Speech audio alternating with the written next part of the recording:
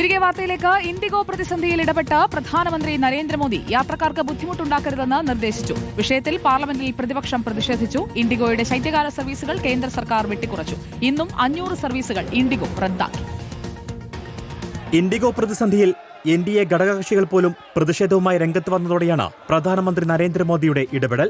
നിയമങ്ങളും ചട്ടങ്ങളും ജനങ്ങളെ വലയ്ക്കുന്ന നിലയിലാകരുതെന്ന് മോദി NDA യോഗത്തിൽ പറഞ്ഞു.